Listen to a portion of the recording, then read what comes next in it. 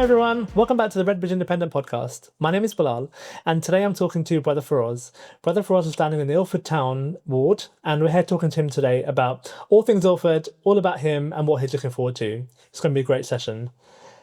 Hi brother, hi Firoz. Actually, I should call you doctor. I just learned that 2 minutes ago. Hi, Bilal. It's nice to meet you. You can call me Firoz. Yeah. Yes, I do have an honorary doctorate, but I prefer it if you call me Firoz. It'll make it nice and friendly. Okay, Firoz. Well, yeah, I've had the pleasure of knowing you for a while now. But for those who don't know you, please explain who you are, what you do, and why you're here today. Yeah, thanks. So my name's Firoz. I am a resident of Ilford. Been living here for over 25 years. I moved here from Leytonstone, and 25 years ago when I moved to Redbridge and Ilford particularly, this was such a beautiful area. Amazing. And I'll come to where I think it is at the moment later on in our conversation. My background is working in international development, so I've been a humanitarian for the last 30 years. Part of what I do is help communities, empower communities, and help them to find agency so that they can solve their own problems and their own issues in some of the most deprived areas across the world. And something that I've taken from that over the last 30 years is how do you bring everything that I've learned and I've kind of learned over the last 30 years and implement that locally in my area. So that's a bit about me. Just a fun fact as well, Vlad. Go on. Before I went into this career as the international development worker and senior leader, I used to be a train driver on the Central Line. Oh wow, okay. Yeah. Didn't know about that. Yeah, it's quite a change, right? So I mean that was amazing. 10 years of my life working on the underground and taking people to work. Great network of people developed and communities developed over that time. And then I went to university, a mature student. So for all of our young viewers and listeners, it's never too late. I went back to university, re-educated myself, and then started a charity while I was there, became the CEO, founder. The organisation went on to have about 9 country offices around the world and do some amazing stuff. So really it's about believing in yourself and knowing that at any point in life you can be the change you want to see. Yeah. Think of the introduction. I think one thing you missed in the introduction is why you're standing for council. So can you give me a summary of why you think now is the right time for you to put yourself forward as a candidate? That's a fair point. I did. So look, I love this area. I love Redbridge, right? I've lived here for 25 years, like I said, and this is an amazing, vibrant area. I mean, the diversity in this area, the vibe in this area is incredible, And one thing that's really bothered me over the last 3 or 4 years, and it's something that's crept up, is this conversation amongst my friends and my community. And it started off with something slipping, something's changing in this area. And over the last couple of years, the conversation's moved on to people saying, I'm thinking of leaving this area. Yeah. And, when you talk to people and try to get underneath that, what is it? Why is it you're leaving? Is it because, you've got another job and, you're upscaling, you're moving up, you're scaling, you're moving to a different area? It's generally no, because they feel that this area has actually gone downhill. And so that really bothered me. And I spoke to my family about this, and I've got 2 daughters, both in their 20s, and my wife, and, very empowered women in my household. And they kind of said to me, well, look, you've been traveling around the world for the last 30 years, empowering communities, changing communities. Why are you not doing something on your own doorstep? That's a good point. Very valid point. Yeah, what can I say? Exactly. So, and around that time, I got approached. Well, actually, when I say approached, I found out about this amazing party that was Redbridge Independence that just started up. And so I was connected to them. We had some conversations. And I felt that they were the right group of people and parts that I wanted to join to bring change in Ilford. Yeah. That's good to know. Good to hear. Right. Glad to have you with us. Thank you. One thing I want to know is Ilford Town it's unique in 2 aspects. I think every other ward has 2 councillors. Ilford Town has 2. And I guess that's because of a demographic thing, a size thing. Is that fair to say? Yeah, absolutely. Yeah. So Ilford's really, what can I say? It's an anomaly, if you like, within Redbridge. And what makes it very different is it's a small hub where people, kind of commute through, people come to shop, people park around it, etc. And it's got a very small community who lives around the area, surrounding area. So to give you an example, there are probably about 10 or 11 streets where residents actually live, where they have homes and, front gardens, back gardens, etc. So it's quite a small community for homeowners, if you like. Yeah. But the vast majority of people who live in Ilford Town Centre as a ward are actually what you call transient people. So mostly people who are living in rented accommodation, HMOs, temporary accommodation, students, and also people who come from overseas and are working. So these are people who may be here for 3 months, 6 months, 12 months, 2 years maximum, and then move on, which means that the voting electorate is quite small. And also, I mean, it's probably got one of the lowest turnouts in terms of voting in the local elections. And that simply kind of, I suppose it matches the demographic of the people that we have living in the area. Yeah. That answers my next question perfectly. I was going to ask you, what's something that surprises you about your area? I think that's pretty surprising. Not something absolutely. I thought of, actually. But that's a really good point. What surprises me, just kind of building on that, I'll tell you what surprises me about Ilford Town Centre. I mean, there are pockets of deprivation, which I had no idea about. I mean, I said to you at the beginning, I've lived in Ilford for 25 years and I live on Coventry Road. I say it's probably a nice part of Ilford. We're round the corner from Valentine's Park. We've got Christchurch Primary School on our doorstep. We've got the mosque. We've got a bus that stops outside. The station's like, 5-minute walk. I mean, it's lovely. It's a lovely area. But I really didn't know what Ilford Town was really about until I decided to become community champion and started to knock on doors and go around these streets. What Ilford Town to me was Ilford Town Centre, shopping centre, right? The high street, the shops and the... That's what I thought, to be fair. Right? Yeah. But, oh my God, I started to walking around some of the high streets, down the high road and then off Green Lane and some of the pockets of housing we have over there. And it was shocking to see how people are living in some really poor rented accommodation. Some of the HMOs, actually, I don't know if they've had permission to turn into HMOs. I've seen people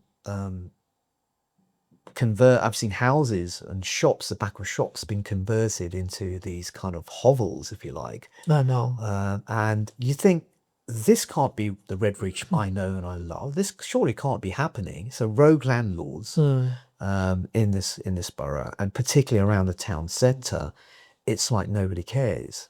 Everyone, particularly our local council, seems to have turned a blind eye to the town centre. But what surprises me is the pride that people still have in the area they live in.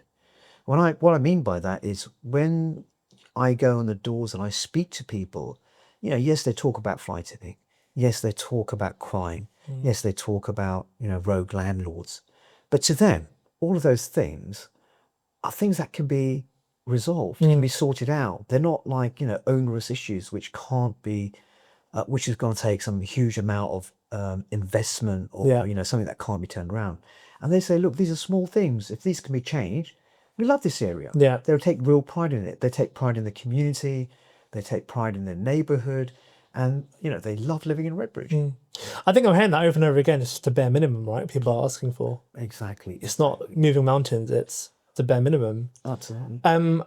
One thing I'm doing is as you may or may not know, I'm standing in Mayfield. So to speak on your point of rogue landlords, I'm very familiar and very aware of that. But I wanted to ask about your canvassing. You're going on the doorsteps, talking to people. What's something you're hearing over and over again from people? Yeah, fair question. Look, the thing I hear over and over again that people talk about is the low-level stuff. Everyone's got real issues about low-level stuff that ruins daily life. So things like, poor lighting, broken pavements, litter, fly tipping, nuisance bikes, dodgy alleyways, rogue landlords, So it's a difference between feeling relaxed on your street and feeling on the edge. And when you think about big politics, there's all this talk about grand strategies and changing this and having big plans for housing, etc. But look, for residents, it's quite simple. They ask questions like, can my mum walk home safely at night time? Can my kids get to school without any hassle? Can someone sort out the fly tipping or my collections on time? So these are the things that really matter to residents. So that's what we're hearing on the streets. Are these issues, do you think, that are sometimes overlooked by central government? And if so, why? Yeah, I think well, again, it's a fair question. I think it's a question about priorities. Like I say, I've been here for 25 years, and for the last 12 years, we've had a Labour government in the council. And I've got to be honest, look, when we talk about fly tipping, it's a very simple issue. I live on a corner property and I have people fly tipping, I'd say on average, maybe every 2 weeks. There's a mattress, there's a fridge freezer, paint pots, dumped. And it's all throughout the course of the year. And we have a huge wall and people come and dump there because there's no cameras, there's no enforcement notices, there's nothing there. Me and my wife, we have been reporting this for the last 15 years. We've told our local councillors about it. Nothing happens. And it's an ongoing problem. And so, I wake up once a week. I've got to go out. I've got to take pictures. I've got to go online. I've got to report it. I mean, the council comes and picks it up. But why not try and prevent this stuff from happening in the first place? And these are things that I think the council are not doing. And my view on this has actually changed. Recently, I started to attend council meetings. And, I come from a background where governance is really important, and particularly when you're talking local politics. I've worked internationally with politicians to, get schools built, to get community centres built, to make sure that, children receive their rights to fair education and livelihoods are provided, etc. So I thought this was the kind of thing that would be happening in our local authority. It's given, hands down, happens. I went to a couple of local council meetings and I was shocked and to find out, first of all, that there were like over 50 councillors from Labour who had very little accountability, is the word I'd probably use, because with no credible opposition to hold them to account, it seems that our council does whatever it wants to do, and then resident consultation is an afterthought for them. It's like, oh yeah, I think we need to consult the residents and let's do that. Leigh Street development is a prime example where the car park has been demolished. They've decided to take this to planning and put a huge development up on the Leigh Street car park. But they didn't really consult the residents. And so when there was a bit of pushback from the residents, when the residents started to get together and push back to the council, they decided that, okay, we need to get a petition together now, we need to do something about it. And so now there's something happening. But that's the power of the people, see, and that's where people do need to, I think, take ownership of their community, realize that they do have agency, and that the councillors actually work for you, and that's not the case at the moment, I'm afraid, in Redbridge. So to answer your question, I just don't think the councils are working for the people of this borough. They're working for Westminster parties. 100%. I think I'm hearing that a lot, and you said something about accountability. I think that's something that always comes up. It's about the council aren't held to account. The current opposition is 5 councillors, I think. Absolutely. The Conservative Party. 5 councillors, that's not an opposition. They're not big enough, they're not strong enough to even make an impact. I think that's actually quite worrying when you actually think about it. A council having that much control and doing very little with it. I think that's quite sad. Bilal, I mean, it's a very good point you make. And let me just share something with you about the council chamber. I mean, a couple of weeks ago, I was at a council meeting and I had a question I wanted to ask. So how council meetings work, if some of our listeners haven't been there, is, you need to write into the council with your question. And then the council vets that question. And if they don't like the way you frame the question, they'll send it back to you and say, okay, well, can you ask it in this way? Or no, you can't ask this question. So you're already being edited, before you even go and ask your question. And you get a follow-up question, which you can ask without it being sent in. I was so surprised when actually there were members of our community who had gone to the council, had submitted their questions, and were refused to even ask their question, and there was no reason given. There's a certain amount of time that the council has, half an hour they allocate to questions being asked, and we're 20 minutes in, and there was a lady who'd, I believe, left her children at home because she cared so much about this issue, wrote to the council, have come in the evening and arranged childminding for her children, right? And when it was her turn to ask the question, she was actually closed down and said, we've run out of time, and sorry, you can't ask the question. And so members of the public stood up in the chamber and actually argued her point to say, hang on, you can't do this. Yeah.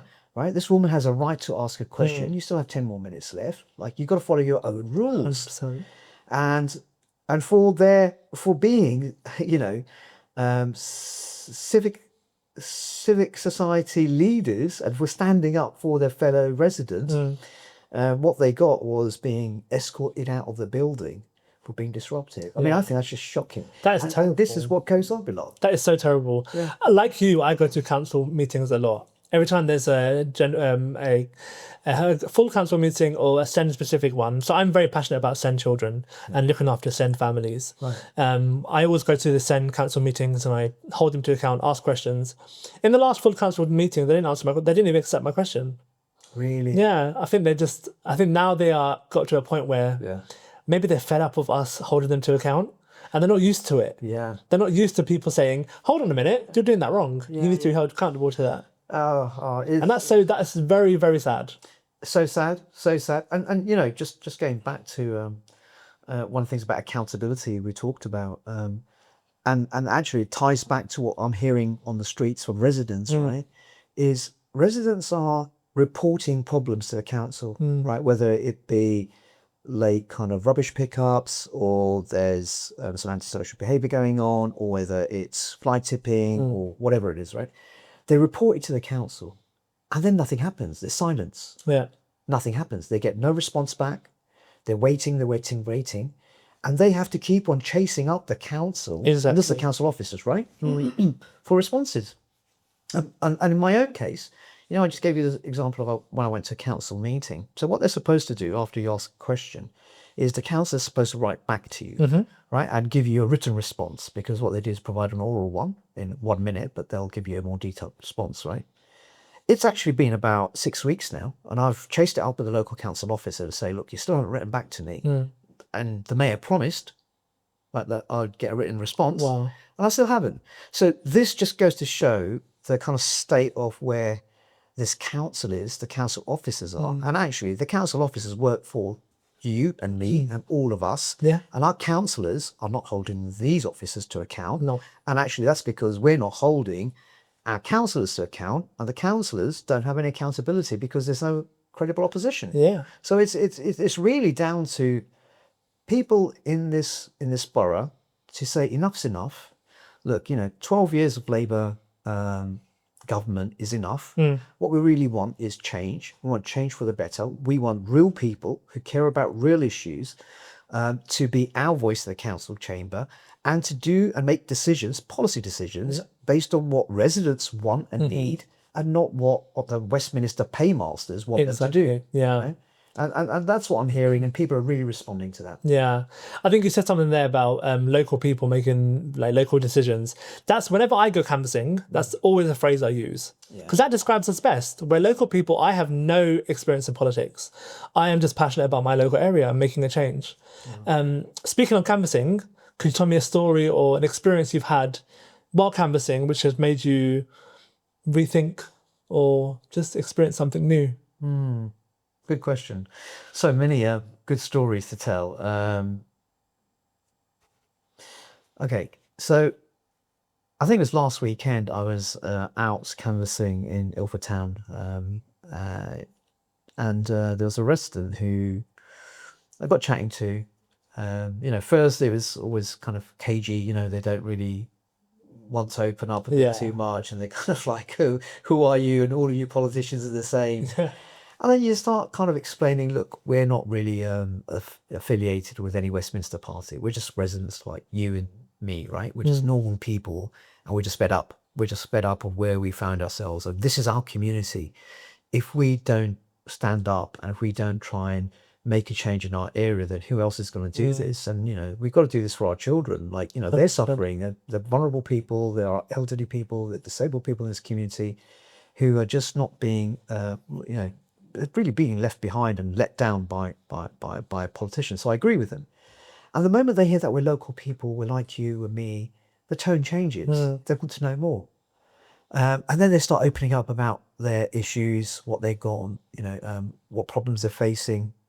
So there's a lady I was speaking to, going back to this story, and she had a harrowing story. She'd moved, she was in social housing, and she'd been moved from Waltham Forest to Ilford, just off Green Lane.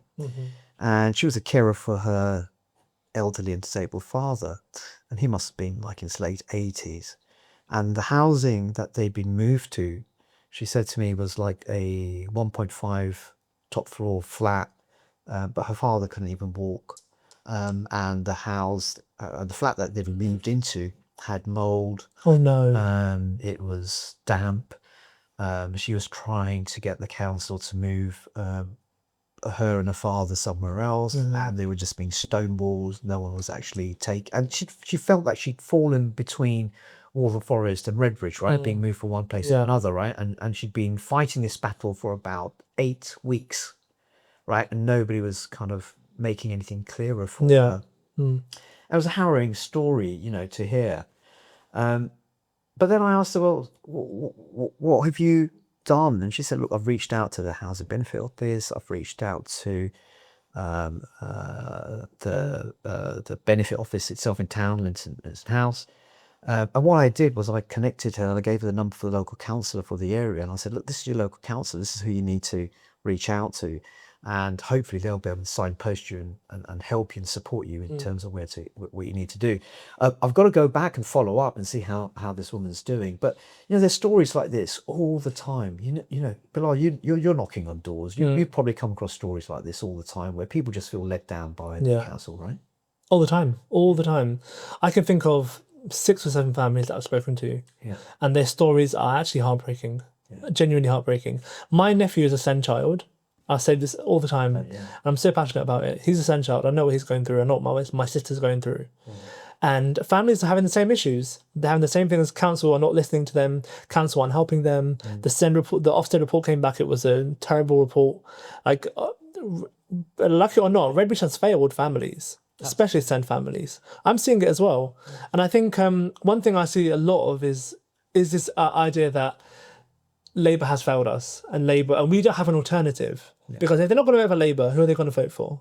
Hopefully they won't vote for Reform. Hopefully they won't vote for another party. They need a credible alternative. So I say to people, we are that credible alternative. We are local people, like you've said. We want local change. I've lived in Brayfield my whole life. I think you've lived in Redbridge your whole life as well. So this is what people need. People rooted in the community. People that actually understand the community, understand the needs. And that's what I think is the most powerful thing about us as a group. Yeah, no, absolutely. I think you've nailed it, really, Bilal. Look, if we think about where the country is at the moment, we find ourselves in a very divided nation, and that's across the whole kind of country, right? And those macro politics, they kind of play themselves out at micro level in our own communities, right? 100%. I'll give you an example. Just a segue into something else. I mean, day before yesterday, I was coming out of Ilford Station, and some white gentleman, bumped into me, and then he started abusing me, calling me a Muslim terrorist, this, that, the other. Get off your phone, and then ran into the station. So I followed him into the station, and as he'd gone through, I said to the guys who work at TfL, look, that guy has been abusing me, calling me an Islamic terrorist, etc. Could you take a picture of him or try and stop him? It's a hate crime. Anyway, he ran off to the platform. That's never happened to me ever in this area, right? Obviously, I grew up in the 70s. I grew up with the National Front, being chased down the road, all of that. But this is 2026 now. And I'm just like shocked at where we find ourselves in a country and in an area. So look, I mean, what can we do community, right? What are our options in the local elections on the 7th of May? Well, you've got Labour. Now, this is a reality. Almost everyone I know has been a lifelong Labour supporter. You know, we've all given our bags of votes to Labour for the last, I don't know, God knows however long. My father came in the 60s, so they've taken our votes for granted. But the last couple of years, you know, if we think about what's happened in Palestine and Gaza, and how the Labour Party were actually, you know, complicit, in my view, Yes, they are. complicit in my view, in terms of supporting the genocide. And as a person who is a humanitarian, I can't bring myself to vote for a party that's been complicit in genocide. That's the first thing. And, you know, we can't forget and we can't forgive. It's too soon. This is still going on. This is still going on. So if you're a Labour supporter and, you know, you are an armchair pundit on your WhatsApp groups or whatever, saying this is awful, this is terrible, what can we do, what can we do? Well, here's your chance, mate. Your chance is go out, local elections, don't vote for Labour. So then who can you vote for? And, you know, I'm just talking about Palestine, but, you know, let's look at what they've done to the pensioners, the cost of living crisis. Let's look at children's send, you know, council tax. I mean, you know, U-turn after U-turn after U-turn is being made by Keir Starmer. I mean, you know, I think they could really do with the leadership change, but that's not for me to say. So what are your options then, right? Exactly. So if you felt so strongly about Palestine, if you feel so strongly about the state of this nation at this moment in time, you can't vote for the Conservatives because this is why we're here. We gave a fair chance to Labour, but look where we are 18 months in. I mean, flip-flops, and look what they did with Palestine. So, you know, who are you left with? You got the racist party, Reform, or you got what I say is a very credible alternative, the Independent Party. Exactly. Now, in Redbridge, we have the Redbridge Independents. And this is a party that's made up of local people, like you and me, Bilal, right, who is, you know, getting off our backsides. We want to do something, we want to make a change. We want to stand up for our community, right? And we want people in this borough to join us. This is as grassroots a movement in politics as you will ever get. Exactly. And it's a historic moment. It's not just in Redbridge. This movement is happening up and down the country. If you look at Newham, if you look at Tower Hamlets, if you look across the country, you know, people are crying out for change. They are fed up with this two-party political system. They want local people. They want grassroots politics. It's the change that everyone's crying for. 100%. I think you've said it perfectly. There's not much more to add to that. I think that's a very good summary. But before we finish up, I have a few more questions I'd like to ask you. The first one is, let's say we are successful, or you are successful in becoming a councillor for Ilford Town. Let's say it's 2027. What's a practical change you have made, or you would like to make for your ward? And what does the future look like for this community? Okay. It's a good question.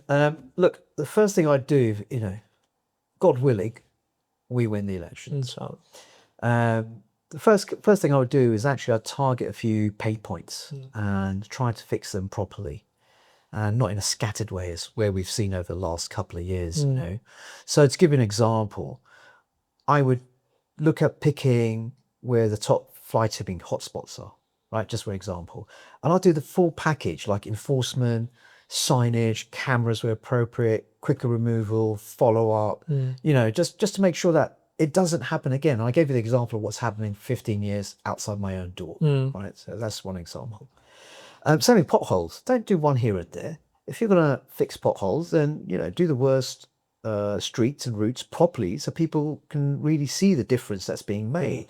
Now, look, potholes, I mean, you might think it's the smallest of things, but I don't know about you, man. I feel like I'm living in a third world country. No, 100%. The roads are awful. Yeah.